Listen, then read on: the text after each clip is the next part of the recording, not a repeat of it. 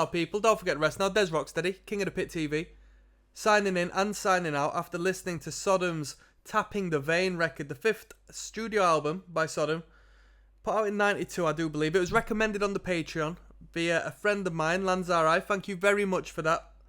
I'll tell you what, you put me forward to a good record. This was good. So prior to this, I had heard the debut EP, or at least the groundbreaking EP, which was beyond the whatever you would call it, you know, that blackened thrash piece of history, to say the least. And in between that, I've heard a couple of bits of Agent Orange and stuff. I had a mate who mad on a couple of riffs in particular on that record, so I've heard a couple of riffs in particular. And with that being said, we've jumped all the way over to Tapping the Vein. It was a pleasing jump. A lot of punk rock to this record. The right side of thrash metal. I'll tell you what, this record needed to impress me, because I've had 2 days of thrash metal. I've listened to Darkness Descends by Dark Angel, and then Leave Scars by Dark Angel just prior to this. So I've had heaps of fast thrash metal injected into my brain. So I needed something which, you know, sort of stood out, and it did. It wasn't like that. The blackened vocals still remain. Probably about 50-50, because we've got a few more just aggressive thrash metal-esque vocals in the mix as well. But the blackened element still remains. The production was really good. The guitar work was really good. I wasn't bored at all throughout this record. Sometimes, you know what I mean, we've got 11 tracks on this record. Probably looking at about, what, call it 35 to 40 minutes long. Nah, let's call it 40 minutes long. 40 to 42 to 43 minutes long at a glance.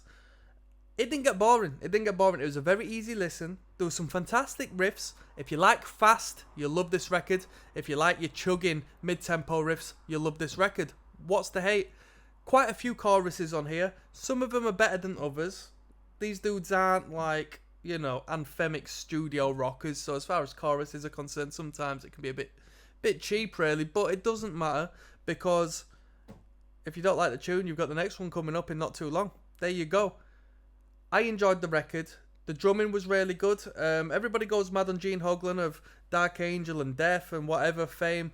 But after listening to Dark Angel and then listening to the Sodom record, I think the drummer in this band twice as tight, twice as good. Honestly, the recording was really good. The production was really good.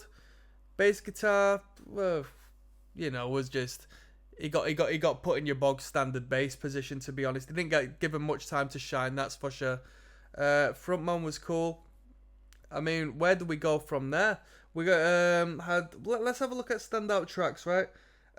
One Step Over the Line was a standout track. It wasn't like mind-blowingly amazing, but as far as it like breaking up the theme of the record, it did a great job of doing so and showcasing a different side of the spectrum of Sodom. There was a lot of different elements in this record, whilst remaining Sodom, whilst remaining this entity of dark thrash metal energy, dark European thrash metal. What was that? Was it Wachturm, the one they spoke in German? That was a punk rocker. That was a punk rocker tune right about there. It was nice to hear that.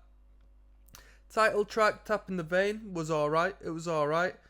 And yeah, with that being said, I gave Dark Angel's Darkness Descends, if that's the name of the record, a whopping 8 out of 10, or at least I think I did, because I thought it was a fantastic record.